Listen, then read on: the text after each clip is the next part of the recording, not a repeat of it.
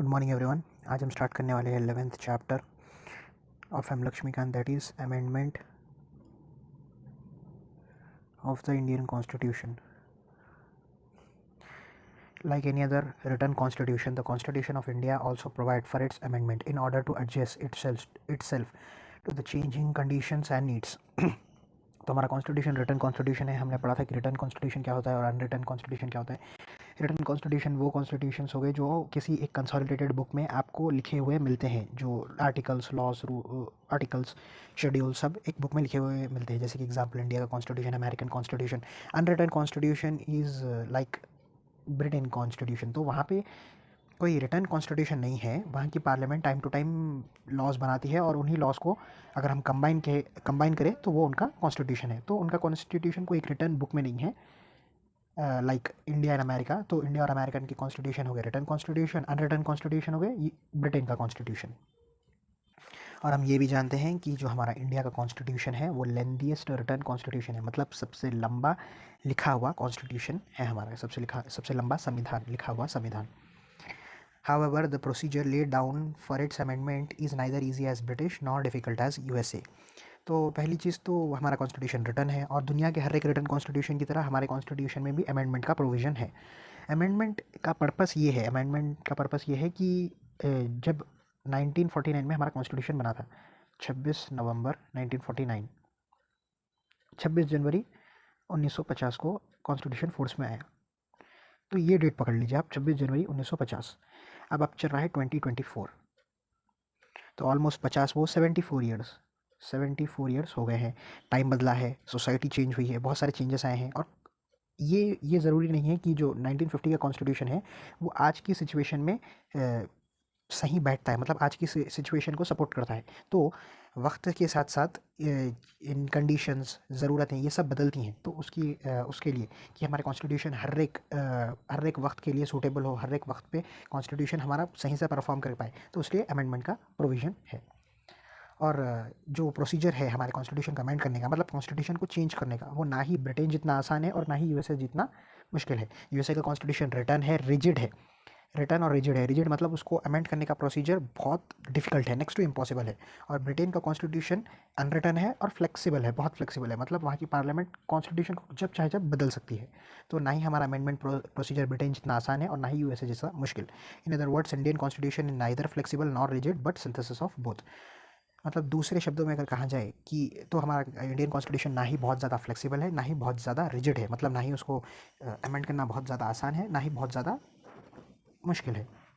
Article 368.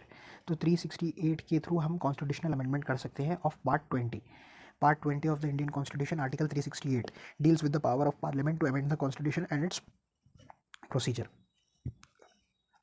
तो article 368 parliament को ये ताकत देता है कि पार्लियामेंट हमारी कॉन्स्टिट्यूशन चेंज कर सकती है.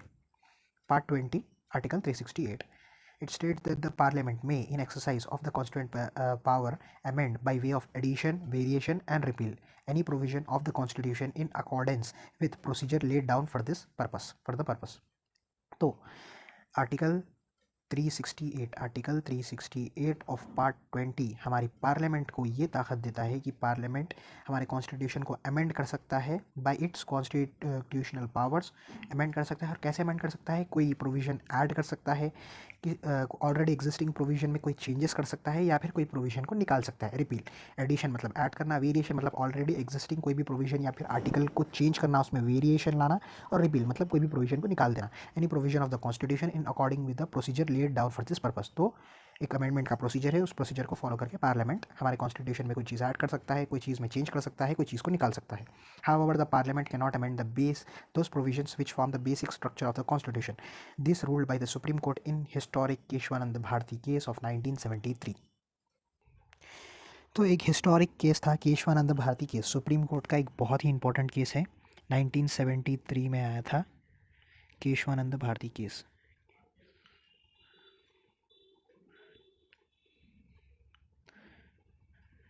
ये केस इतना इंपॉर्टेंट क्यों है? क्योंकि इस केस में आया था डॉक्ट्राइन ऑफ बेसिक स्ट्रक्चर.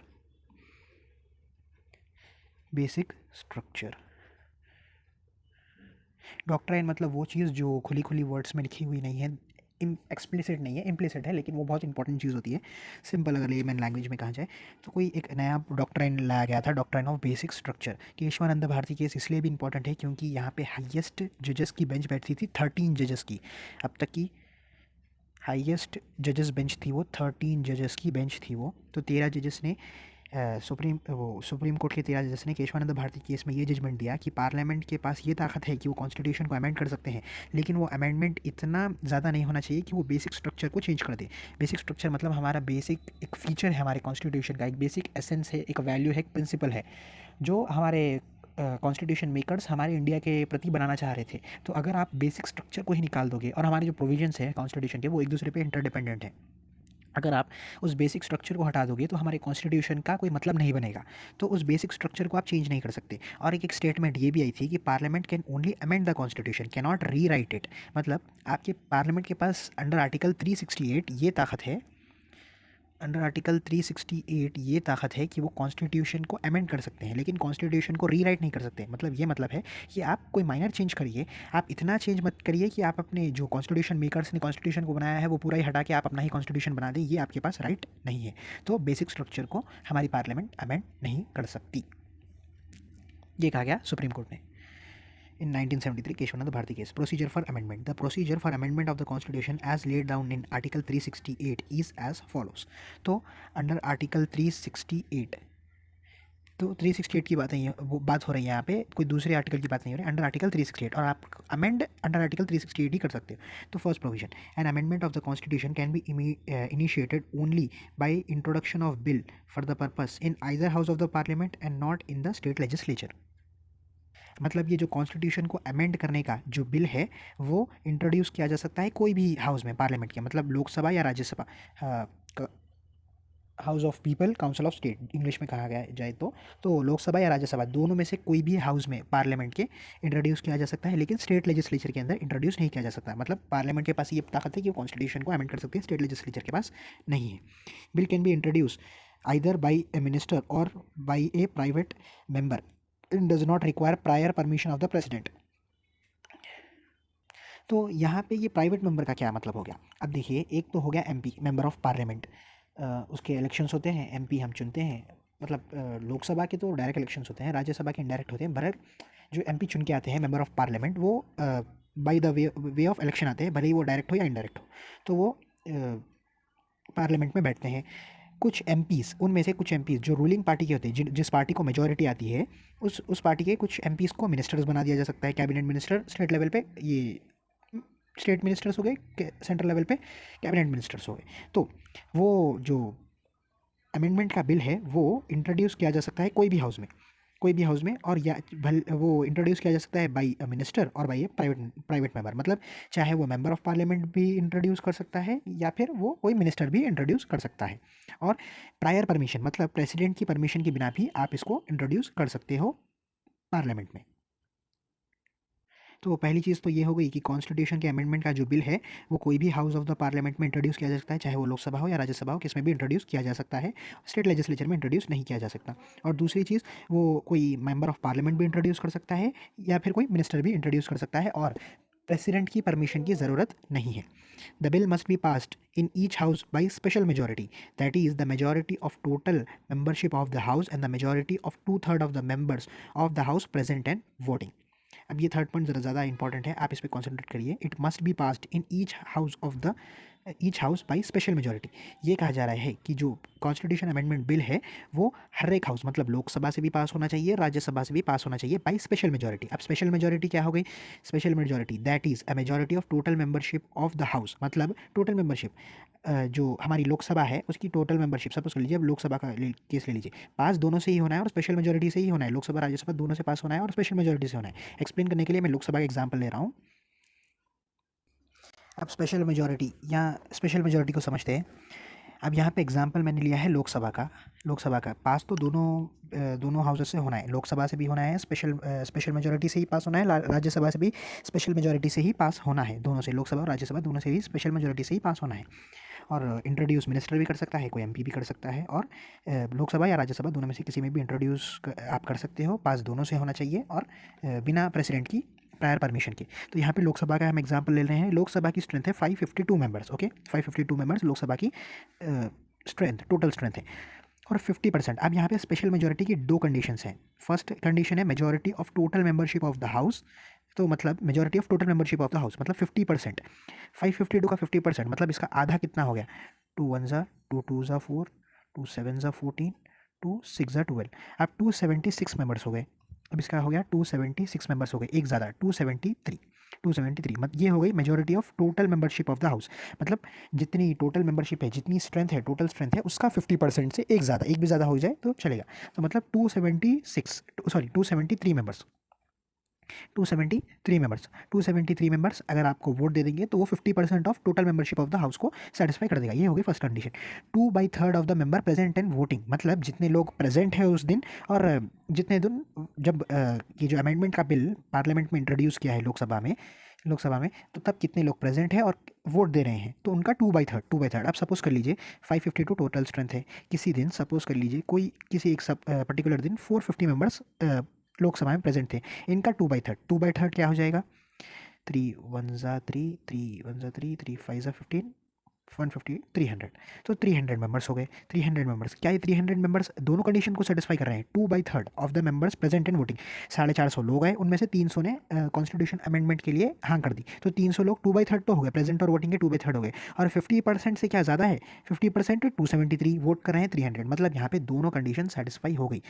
मतलब टोटल मेंबरशिप का 50% और जितने लोग वोट डाल रहे हैं, जितने लोग प्रेजेंट है, उनका 2/3, तो ये दो कंडीशन का सेटिस्फाई हो गई तो वो स्पेशल मेजोरिटी से पास हो जाएगा। ओके, जितने लोग प्रेजेंट हैं वोट डाल रहे हैं उनका 2/3 स्ट्रेंथ, और वो 2/3 स्ट्रेंथ 50% से ज़्यादा होनी चाहिए, टोटल स्ट्रेंथ की 50% से ज़्यादा होना चाहिए। तो ये एग्जाम्पल था लोकसभा का। राज्यसभा में भी सेम अप्लाई होता है राज्यसभा की सीट्स के हिसाब से। तो अब ये तो थर्ड पॉइंट हो गया, मेजॉरिटी ऑफ टोटल मेंबरशिप मतलब 50%, टोटल मेंबरशिप के 50% से एक ज़्यादा, और मेजॉरिटी ऑफ 2/3 मतलब जितने लोग प्रेजेंट और वोट डाल रहे हैं उनका 2/3। Each house must pass the bill separately. In case of disagreement between the two houses, there is no provision for holding joint sitting of two houses for the purpose of deliberation and passage of bill. मतलब दोनों हाउसों से पास होना ज़रूरी है, separately दोनों हाउसों से पास होना चाहिए विथ स्पेशल मेजॉरिटी। और अगर कोई डेडलॉक की सिचुएशन आ गई है, दोनों के बीच में डिसएग्रीमेंट, मतलब एक हाउस पास कर रहा है, दूसरा हाउस पास नहीं कर रहा है, तो आप जॉइंट सेटिंग भी नहीं बिठा सकते। मतलब कॉन्स्टिट्यूशनल अमेंडमेंट के केस में आप joint sitting of the parliament को नहीं बुला सकते। और ये जो joint sitting of the two houses of the parliament का प्रोविज़न है, ये हमने अडॉप्ट किया था ऑस्ट्रेलियन कॉन्स्टिट्यूशन से। पुराने चैप्टर्स का रिवीजन भी हो जाएगा आपका इसी तरीके से। तो ऑस्ट्रेलियन कॉन्स्टिट्यूशन ने हमने ये प्रोविज़न लिया है कि हम जॉइंट सिटिंग बुलाएंगे टू हाउसेस ऑफ पार्लियामेंट की in case of any deadlock situation, लेकिन कॉन्स्टिट्यूशनल अमेंडमेंट के वक्त आप जॉइंट सिटिंग नहीं बुला सकते। और ऑस्ट्रेलियन कॉन्स्टिट्यूशन से हमने concurrent list, freedom of trade, commerce and intercourse भी लिया था, लेकिन मेन चीज़ जॉइंट सिटिंग ली थी, joint sitting of to houses of the parliament. If the bill seeks to amend the federal provision of the Constitution, it must be ratified by the legislatures of half of the states by simple majority, that is the majority of the members of the house present and voting.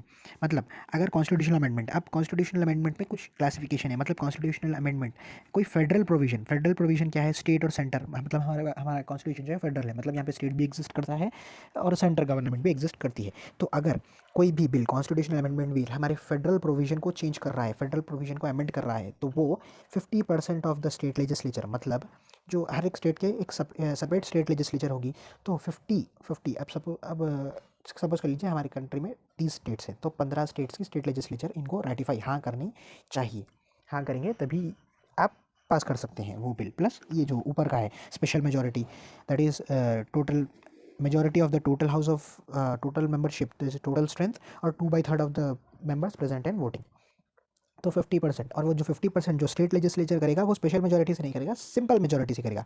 Simple majority that is the majority of members of the house present and voting.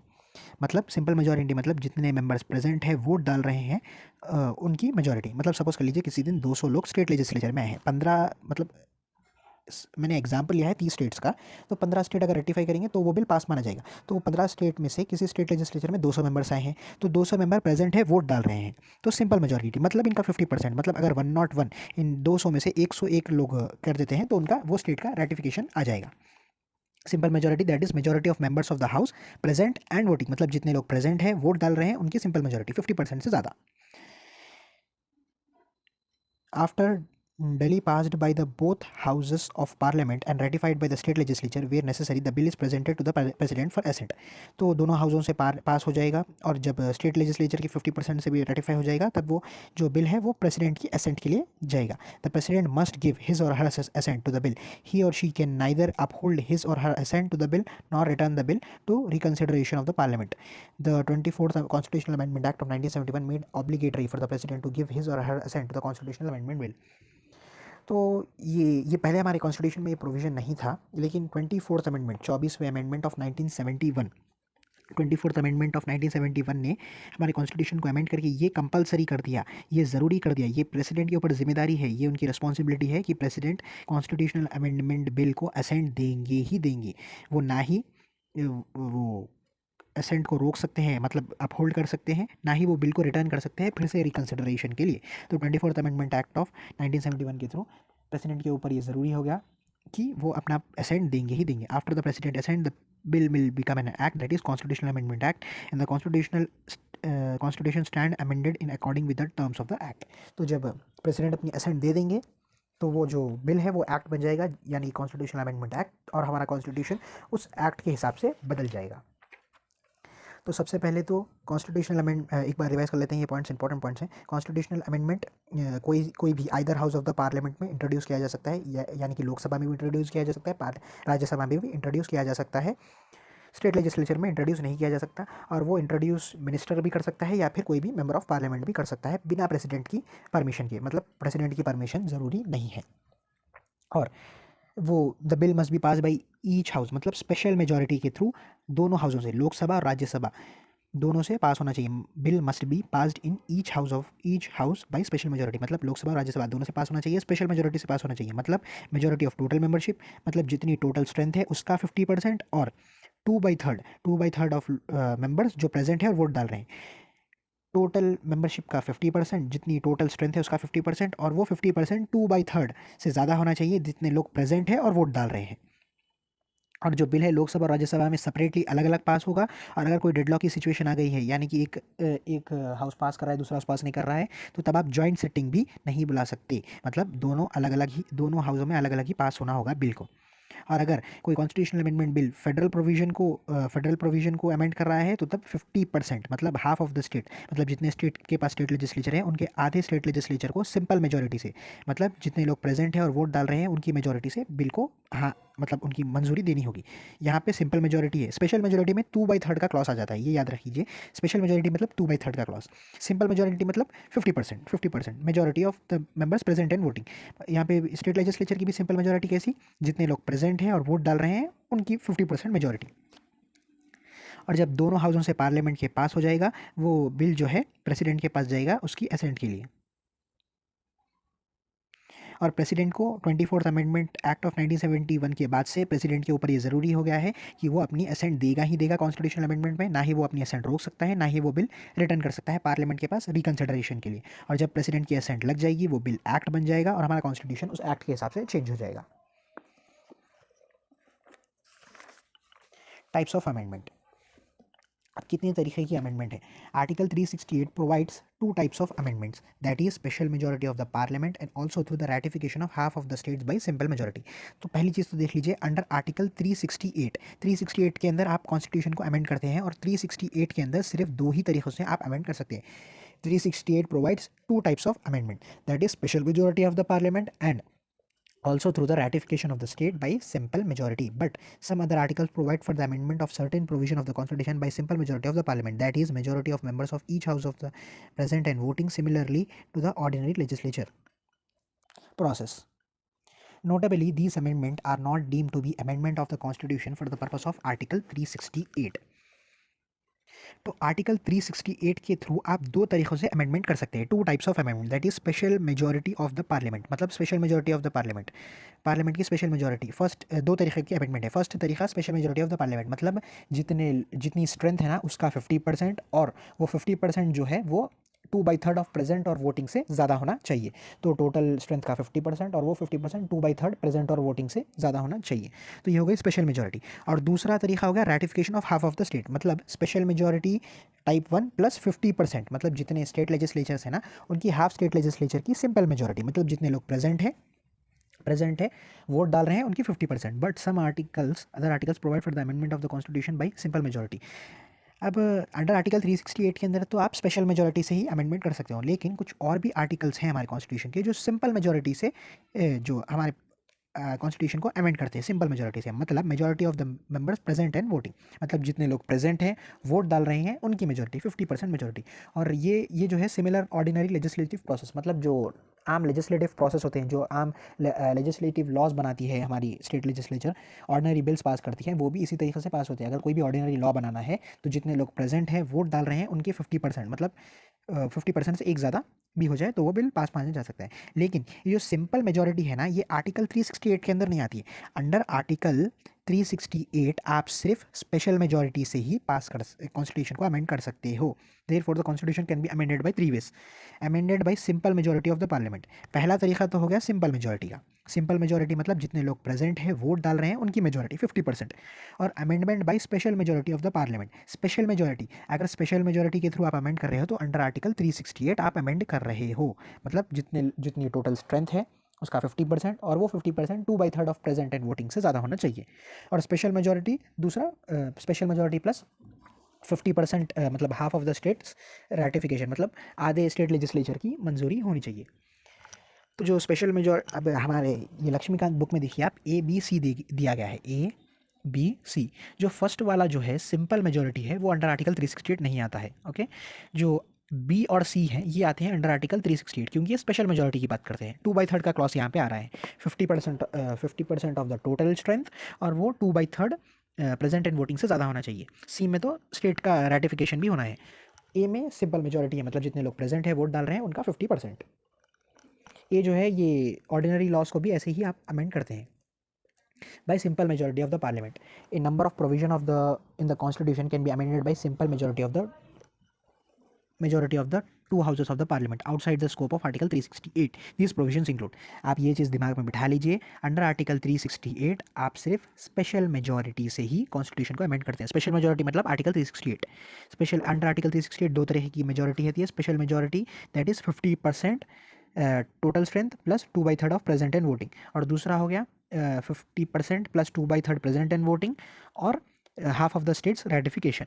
अब आते हैं दूसरे articles outside 368, मतलब 368 से हटके भी आप constitution को अमेंड कर सकते हैं, वो सिंपल मेजोरिटी से, मतलब नॉर्मल मेजोरिटी से। जितने लोग प्रेजेंट हैं वोट डाल रहे हैं उनकी 50% से ज़्यादा, वो हो गया simple majority.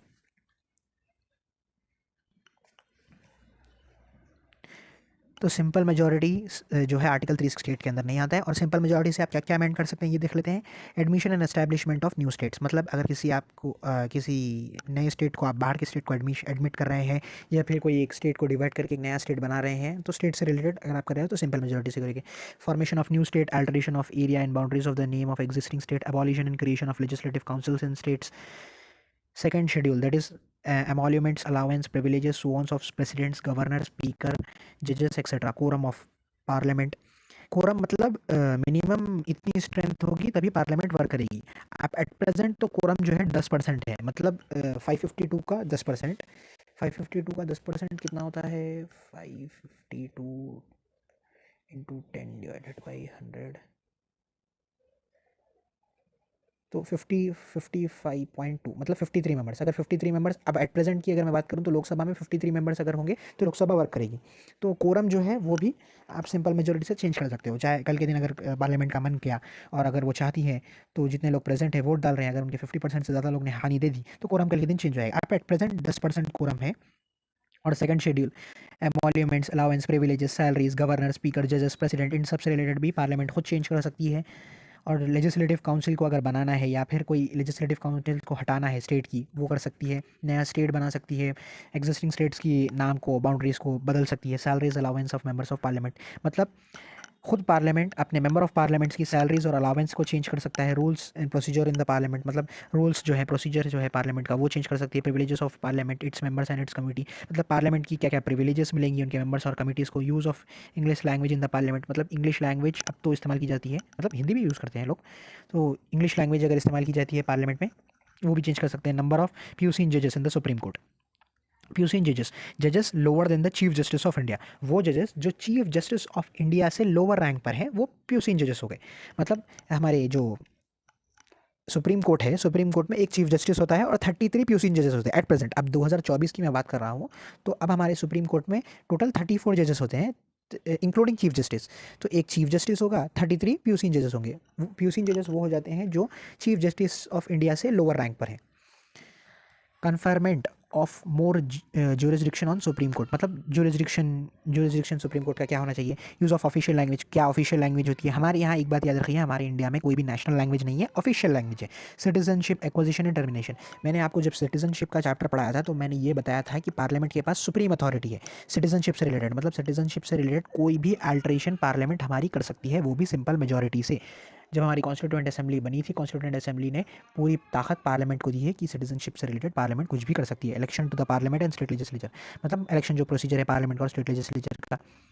Delimitation of constituencies, delimitation मतलब कॉन्स्टिट्यूएंसी का एरिया चेंज करना, कॉन्स्टिट्यूएंसीज को बदलना। यूनियन टेरिटरी से रिलेटेड, यूनियन टेरिटरी में तो पूरी अथॉरिटी सेंटर की होती है, यूनियन टेरिटरी से डिसीजन भी सेंटर ही लेती है। Fifth schedule, administration of scheduled caste and scheduled tribes, मतलब एससी और एसटी के एडमिनिस्ट्रेशन से रिलेटेड। सिक्स्थ शेड्यूल तो administration of tribal areas, Assam Tripura Meghalaya Mizoram के, आसाम त्रिपुरा मेघालय मिजोरम से रिलेटेड है sixth schedule, administration of tribal areas, मतलब इन स्टेट्स में जो ट्राइबल एरियाज हैं उनसे रिलेटेड है ये।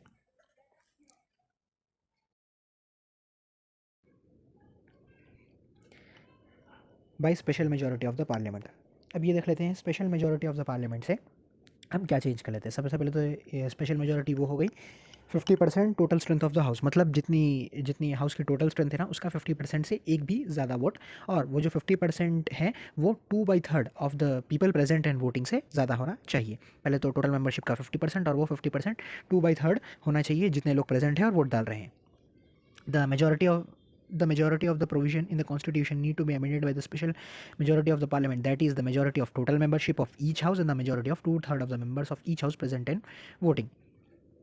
स्पेशल मेजोरिटी क्या हो गई, मेजोरिटी ऑफ टोटल मेंबरशिप, मतलब जितनी टोटल मेंबरशिप है उसका 50% से ज़्यादा, और वो मेंबरशिप 2/3 जितने लोग प्रेजेंट है और वोट डाल रहे हैं उनका 2/3 होना चाहिए। The expression total membership means the total number of member comprising of house irrespective of the fact that there are vacancies और एब्सेंटीज।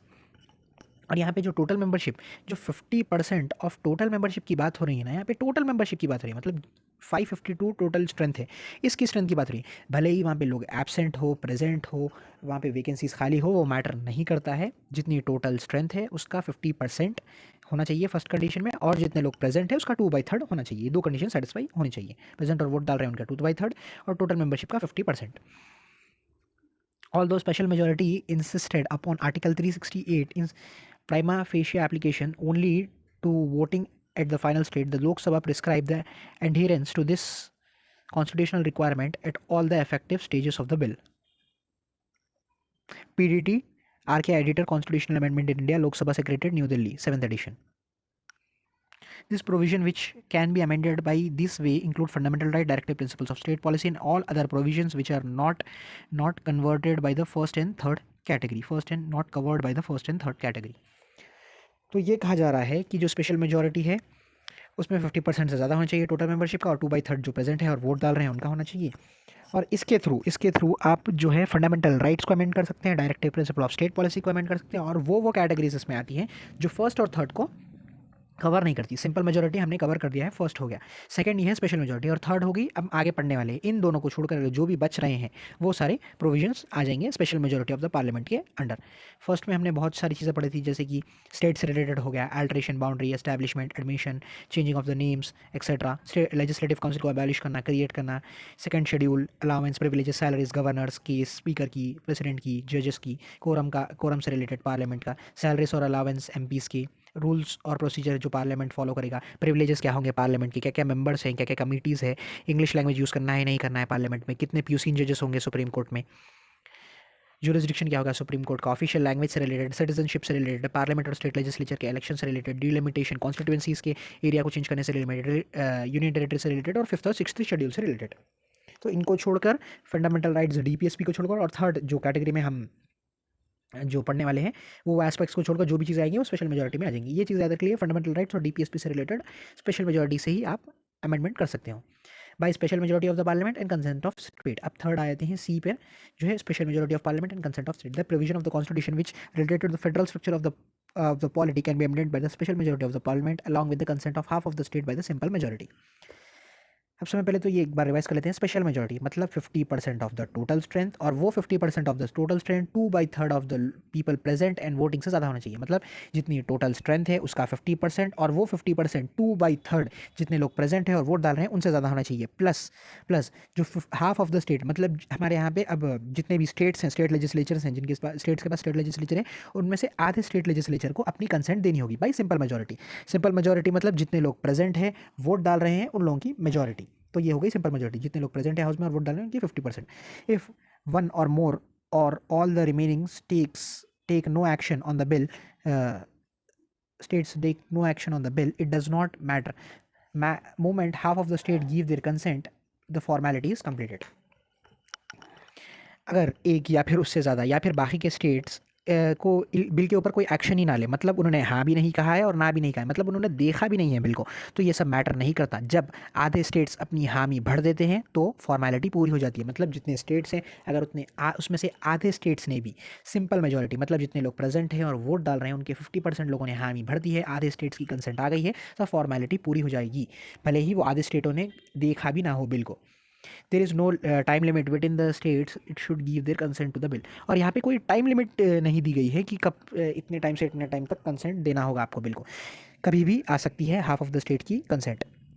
टाइम लिमिट यहाँ पे कोई भी प्रिस्क्राइब नहीं की गई है हमारे कॉन्स्टिट्यूशन में। The following provision can be amended by this way. तो कौन से प्रोविजन हम अमेंड कर सकते हैं? Election of president and it's manner, मतलब प्रेसिडेंट का इलेक्शन से related, extent of executive powers of the union and the state, मतलब एग्जीक्यूटिव पावर्स यूनियन और स्टेट की बढ़ाना है तो इससे related supreme court and high court, supreme court और हाई कोर्ट से related. Distribution of legislative power between the union and states, मतलब यूनियन और स्टेट के बीच में लेजिस्लेटिव पावर्स को और एग्जीक्यूटिव पावर्स को, ये दो भी रिलेटेड है। Goods and service tax council, this provision was added by 101st Amendment Act of 2016. This is related to Article 279A। 2016 का 101 कॉन्स्टिट्यूशनल अमेंडमेंट आया, उसके थ्रू जीएसटी इंट्रोड्यूस किया गया था, गुड्स एंड सर्विस टैक्सेस। और ये जो गुड्स एंड सर्विस टैक्सेस है ये स्टेट में और सेंटर में दोनों के बीच में आता है। तो इससे रिलेटेड अगर कुछ भी चेंजेस करना है तो special majority of the parliament with consent of the state, half of the state से करना होगा। Any of the list in the seventh schedule किससे रिलेटेड? एक बार वाइज कीजिए। सेवंथ शेड्यूल रिलेटेड है state list, central list and concurrent list से, मतलब division of powers between union and states. मतलब यहाँ पे स्टेट लिस्ट हो गई, सेंट्रल लिस्ट हो गई, कॉन्करेंट लिस्ट हो गई, तो यहाँ पे डिवीजन ऑफ पावर्स हो रहा है स्टेट और सेंटर के बीच में। ये है सेवंथ शेड्यूल। अगर सेवंथ शेड्यूल से कुछ रिलेटेड अगर आप कर रहे हो तो भी ये इसी अमेंडमेंट से आप करोगे। Representation of states in the parliament, मतलब पार्लियामेंट के अंदर कितने स्टेट्स को कितनी सीट्स दी जाएंगी, ये भी अगर आप कुछ चेंजेस कर रहे हो तो आप स्टेट से परमिशन लेके करोगे। Representation of states in the parliament, power of parliament to amend the constitution and its procedure, that is article 368 itself. मतलब अगर आपको आर्टिकल 368 को ही बदलना है, आर्टिकल 368 का यूज़ करके आर्टिकल 368 को ही बदलना है, तो भी आपको special majority of the parliament with consent of state करना पड़ेगा। तो अब एक चीज़ आप दिमाग में डाल लीजिए कि यहाँ पे जो प्रोसेस है ना, ये सबसे इजी कौन है और सबसे हार्ड कौन से है? Simple majority of the parliament बहुत इजी है, क्योंकि जितने लोग प्रेजेंट हैं और वोट डाल रहे हैं उनकी मेजॉरिटी 50% से एक ज़्यादा, तो सिंपल मेजॉरिटी सबसे इजी वाली मेजॉरिटी हो गई।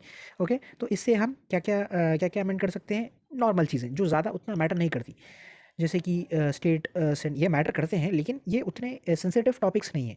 तो स्टेट्स से रिलेटेड उनकी नेम चेंज करना, बाउंड्री चेंज करना, अल्टर करना, न्यू स्टेट्स को एस्टैब्लिश करना, लेजिस्लेटिव काउंसिल्स स्टेट में एस्टैब्लिश करना या निकालना, सेकंड शेड्यूल्स जो सैलरीज प्रिविलेजेस हैं गवर्नर के, स्पीकर के, जजेस के, प्रेसिडेंट के, उससे रिलेटेड पार्लियामेंट का कोरम, सैलरीज, एमपी के सैलरीज हो गए, अलाउंस हो गए, और पार्लियामेंट में क्या प्रोसीजर फॉलो करेंगे, पार्लियामेंट की क्या क्या पावर्स है, क्या क्या कमिटीज़ है, इंग्लिश लैंग्वेज को यूज़ करना है नहीं करना है पार्लियामेंट में, प्यूसिंग जजेस कितने होंगे, ज्यूरिसडिक्शन क्या होगा सुप्रीम कोर्ट का, ऑफिशियल लैंग्वेज क्या यूज़ की जाएगी, सिटीजनशिप से रिलेटेड, पार्लियामेंट और स्टेट लेजिस्लेचर के इलेक्शन से रिलेटेड डिलिमिटेशन कॉन्स्टिट्यूंसी से, यूनियन टेरिटरी से रिलेटेड, फिफ्थ और सिक्स शेड्यूल से रिलेटेड। तो ये सब सिंपल मेजोरिटी एक बार फिर देख लीजिए। सिंपल मेजोरिटी मतलब जितने लोग प्रेजेंट है वोट डाल रहे हैं उन लोगों की 50% मेजोरिटी। तो सिंपल मेजोरिटी सबसे इजी हो गई। उससे थोड़ी हार्ड हो गई है स्पेशल मेजोरिटी। स्पेशल मेजोरिटी आप करेंगे अंडर आर्टिकल 368। स्पेशल मेजोरिटी हो गई टोटल मेंबरशिप की मेजोरिटी, मतलब टोटल मेंबरशिप जितनी टोटल स्ट्रेंथ है हाउस की उसका 50%, और वो 50% 2/3 से ज़्यादा होना चाहिए जितने लोग प्रेजेंट हैं और वोट डाल रहे हैं। तो ये थोड़ा हार्ड है क्योंकि यहाँ पे दो कंडीशन है। पहले तो 50% जितनी टोटल स्ट्रेंथ है उसके 50% वोट होने चाहिए, और वो वोट 2/3 जितने लोग प्रेजेंट हैं वोट डाल रहे हैं उनके 2/3 होनी चाहिए। तो इससे आप फंडामेंटल राइट्स और डायरेक्टिव प्रिंसिपल्स को कर सकते हैं, और दूसरे प्रोविजंस जो बच गए उनको भी कर सकते हैं। और इससे और ज़्यादा हार्ड हो गई स्पेशल मेजोरिटी, यानी कि special majority plus consent of state, यानी कि 50% of the total strength of the house, 50% of total strength of the house plus 2/3 of the people present and voting plus half of the state legislature consent by simple majority. मतलब state legislature में आपको कैसे consent देना है, जितने लोग present है vote डाल रहे हैं उनकी 50% मेजोरिटी।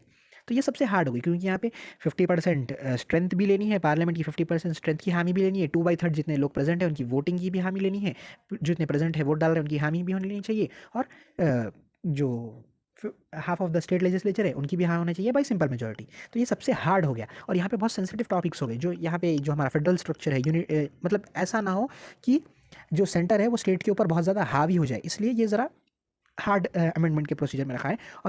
और खुद आर्टिकल 368 इसके अंदर आता है, मतलब आप आर्टिकल 368 को यूज़ करके खुद आर्टिकल 368 को ही बदल सकते हो।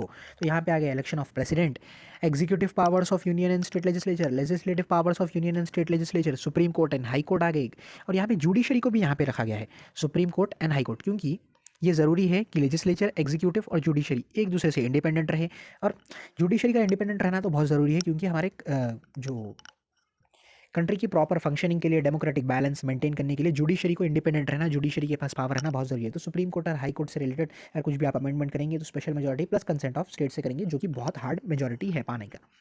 स्टेट लेजिस्लेटिव पावर्स हो गए, जीएसटी हो गया, गुड्स एंड सर्विसेज टैक्स हो गया, सेवंथ शेड्यूल हो गया, बहुत इंपॉर्टेंट शेड्यूल है, डिवीजन ऑफ पावर से related, state list, central list, concurrent list, और representation of states in the parliament. ऐसा ना हो कि कुछ स्टेट्स को रिप्रेजेंटेशन पार्लियामेंट में मिल ही नहीं रहा है और कुछ ही स्टेट्स को मिल रहा है। तो इससे बचाने के लिए इसको भी यहाँ पे डाला गया है, मतलब कितने सीट्स कितने स्टेट्स को मिलेंगे पार्लियामेंट के हर एक हाउस में। और पार्लियामेंट की power to amend the constitution and its procedure, मतलब आर्टिकल 368 खुद आर्टिकल 368। तो criticism of the amendment procedure, अब देखते हैं क्रिटिसिज्म, मतलब जो हमारे अमेंडमेंट का प्रोसीजर है उसको क्रिटिसाइज किया गया है बहुत सारे क्रिटिक्स ने। Critics have criticized the amendment procedure of the Constitution on the following grounds. There are no provision for the special body like Constitutional Convention as in USA or Constitution Assembly for the amendment the Constitution. The constituent power is vested in the Parliament and only in few cases in the state legislature. तो ये कहा गया है कि कोई भी एक special constitutional body नहीं बनाई गई है। जैसे कि यूएसए में कॉन्स्टिट्यूशनल कन्वेंशन होता है, एक स्पेशल बॉडी होती है जो कॉन्स्टिट्यूशनल अमेंडमेंट को देखती है, कॉन्स्टिट्यूशनल कन्वेंशन या फिर कॉन्स्टिट्यूशनल असेंबली, जो कॉन्स्टिट्यूशन को अमेंड करने के लिए एक स्पेशल बॉडी बनाई जाती है। ऐसी कोई भी बॉडी इंडिया के पास नहीं है, ये कहा गया है। तो यूएसए में है कॉन्स्टिट्यूशनल कन्वेंशन नाम की। तो ये जो कॉन्स्टिट्यूएंट को अमेंड करने की पावर वो पार्लियामेंट के पास दी गई है, और कुछ कुछ केसेस में, बहुत कम केसेस में स्टेट लेजिस्लेचर के पास दी गई है। जैसे कि ये जो special majority plus consent of the state legislature आ गया ना, वहाँ पे दी गई है फेडरल स्ट्रक्चर से रिलेटेड, जब अंडर आर्टिकल 368 पार्ट 2। और ये जो पार्ट 1 पार्ट 2 है ये समझाने के लिए कह रहा हूँ, मतलब 368 के अंदर दो टाइप की है। The power to initiate an amendment to the constitution lies with the parliament. Hence, unlike in the state legislature cannot initiate any bill or proposal for the amendment the constitution except in one case, that is passing a resolution requesting the parliament for creation and abolition of the legislative council in the state. Here also the parliament can either approve or disapprove such a resolution or may not take any action on it. In USA, an amendment can also be proposed by the constitutional convention called by the Congress American legislature on the petition of 2/3 of the state legislatures.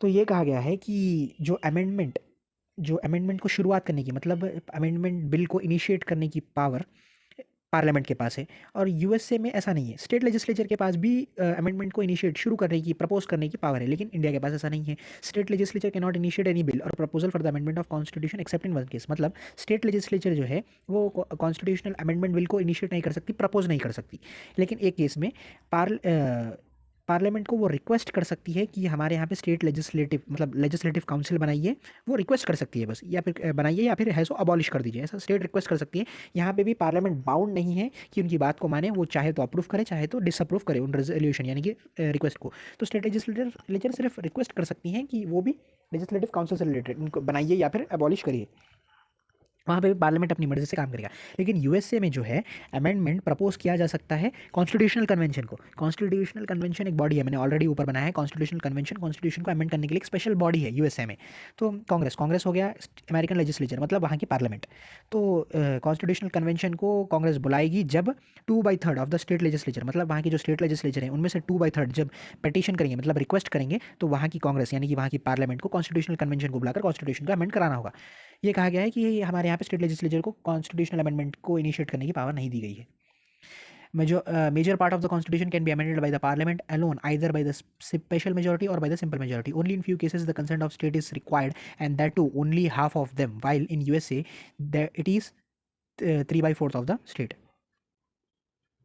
2/3 of the state, while the USA is 3/4 of the state. तो ये कहा गया है कि जो major part है हमारे constitution का, जो ज़्यादातर पार्ट है वो या तो स्पेशल मेजोरिटी से या फिर सिंपल मेजोरिटी से अमेंड किया जा सकता है पार्लियामेंट के द्वारा। सिर्फ कुछ ही केसेस में स्टेट की कंसेंट ज़रूरी है, और वो भी आधे स्टेटों की ही ज़रूरी है। मतलब आधे स्टेट अगर अपन सिंपल मेजोरिटी से कंसेंट दे देंगे तो वो पास मान दिया जाएगा, लेकिन ऐसा यूएसए में नहीं है। यूएसए में 3/4 है, मतलब 75% ऑफ द स्टेट्स हैं। तो यहाँ पे ये कहा जा रहा है इनडायरेक्टली कि स्टेट लेजिस्लेचर के पास ज़्यादा पावर्स नहीं है कॉन्स्टिट्यूशनल अमेंडमेंट से रिलेटेड, ज़्यादातर पावर पार्लियामेंट के पास ही है। ना ही वो इनिशिएट कर सकते हैं और ना ही वो अमेंड कर सकते हैं। The Constitution does not prescribe the time frame within which the state legislature should ratify or reject an amendment submitted to them. Also, it is silent on the issue whether the state can withdraw their approval after according the same. और constitution जो है वो कोई time नहीं देता कि state legislature इतने time से इतने टाइम तक वो रेटिफाई कर सकते हैं या फिर रिजेक्ट कर सकते हैं अमेंडमेंट बिल को। तो कोई एक टाइम ड्यूरेशन नहीं दिया गया है। हमने ऑलरेडी ये डिस्कस कर लिया कि कोई टाइम लिमिट नहीं है जिनके अंदर जो स्टेट्स जो हैं अपनी कंसेंट देंगे बिल को। और ये भी इसके बारे में भी स्टेट कॉन्स्टिट्यूशन में कोई भी प्रोविजन नहीं है कि एक बार अगर आपने अप्रूवल दे दिया तो आप उस अप्रूवल को विड्रॉ कर सकते हो या फिर आप उस अप्रूवल को वापस ले सकते हो या नहीं। इसके बारे में भी कोई भी चीज़ें नहीं दी गई हैं। There is no provision for holding joint sitting of both house of the parliament if there is a deadlock over the passage of a constitutional amendment bill. On the other hand, a provision for joint setting is made in the case of any ordinary bill. ये भी कहा, इस बात पर भी criticise किया गया है कि अगर कोई डेडलॉक की सिचुएशन हो गई, यानी कि अगर एक हाउस ने बिल को पास कर दिया और दूसरे हाउस ने बिल को पास नहीं किया, तो डेडलॉक सिचुएशन हो जाएगी, जॉइंट सेटिंग आप नहीं बुला सकते। कोई भी डिसएग्रीमेंट है कॉन्स्टिट्यूशनल अमेंडमेंट के बिल के टाइम, आप जॉइंट सेटिंग नहीं बुला सकते। तो ऐसे में आप क्या करोगे? On the other hand, A provision for joint setting is made in the case of ordinary bill. जब आप ऑर्डिनरी बिल पास करोगे, ऑर्डिनरी लॉज बनाओगे, तो तब जब आप सिंपल मेजोरिटी से कोई भी चीज़ें करोगे तो जॉइंट सेटिंग का प्रावधान है, लेकिन कॉन्स्टिट्यूशनल अमेंडमेंट में जॉइंट सेटिंग का प्रावधान नहीं है। तो इस बेसिस पे क्रिटिक्स ने क्रिटिसाइज किया है। The process of amendment is similar to the of legislative process except for special majority. The constitutional amendment bill have to be pass by the parliament in the same way as ordinary bill. ये कहा गया है कि जो amendment का process है वो ordinary legislative process से सिमिलर है। मतलब जो प्रोसेस है हम ऑर्डिनरी लेजिस्लेटिव प्रोसेस बनाते हैं, मतलब जो प्रोसेस है हम ऑर्डिनरी लॉज बनाते हैं, वही प्रोसेस हम कॉन्स्टिट्यूशनल अमेंडमेंट यूज़ कर रहे हैं। कुछ एक्स्ट्रा ऑर्डिनरी प्रोसेस नहीं है। ये है कि यहाँ पे स्पेशल मेजोरिटी दे दी गई, यहाँ पे 2/3 वाला क्लॉज डाल दिया गया है। कॉन्स्टिट्यूशनल अमेंडमेंट बिल के टाइम पे पार्लियामेंट में स्पेशल मेजोरिटी चाहिए। Are to be pass by the parliament in same way as ordinary bills. लेकिन ऑर्डिनरी बिल्स की तरह ऑलमोस्ट जो कॉन्स्टिट्यूशनल अमेंडमेंट का प्रोसीजर है ये ऑर्डिनरी बिल से सेम है, ये कहा गया है क्रिटिक्स के द्वारा। The provision related to the amendment procedure is too sketchy, hence they leave a wide scope for taking the matter to the judiciary. ये कहा गया है कि ये जो अमेंडमेंट प्रोसीजर है ये बहुत ज़्यादा स्केची है। स्केची का मतलब हो गया कोई भी ऐसी चीज़ जो डिटेल में नहीं है, इनकम्प्लीट है, लिमिटेड है, ज़्यादातर डिटेल में नहीं दिया गया है, बहुत डेप्थ में ज़्यादा बातें बताई नहीं गई है। तो कॉन्स्टिट्यूशन की में ये जो अमेंडमेंट का प्रोसीजर है ये उतना क्लियरली ज़्यादा डिटेल में नहीं दिया गया है। और ऐसा अब यहाँ पे कॉन्स्टिट्यूशन को इंटरप्रेट कौन करेगा? जुडिशरी करेगी ऑब्वियसली, सुप्रीम कोर्ट और हाई कोर्ट करेंगे। तो यहाँ पे ऐसा हो गया कि कॉन्स्टिट्यूशनल अमेंडमेंट के टाइम बहुत ज़्यादा ये ज़्यादा प्रोबेबिलिटी है कि ये केस जुडिशरी में जाएगा। और जुडिशरी के ऊपर ज़्यादातर मैटर कॉन्स्टिट्यूशनल अमेंडमेंट का जुडिशरी पे डिपेंडेंट है, वो क्या अपना इंटरप्रिटेशन देगी. Despite these defects it cannot be denied that the process has prove to be simple and easy has succeeded in the meeting the changing needs of the condition. इतने सारे criticism के बाद भी, डिफेक्ट्स के बाद भी हम ये चीज़ से मुंह नहीं मोड़ सकते कि ये जो हमारा कॉन्स्टिट्यूशन अमेंडमेंट का प्रोसेस है ये बहुत सिंपल है, आसान है, समझने लायक है और ये बहुत ही कामयाब भी हुआ है, क्योंकि चेंजिंग नीड्स के साथ, कंडीशंस के साथ हम हमारे कॉन्स्टिट्यूशन को बहुत बार चेंज भी किए हैं और ये जो है हमारे एक्सपेक्टेशंस पर खड़ा उतरा है.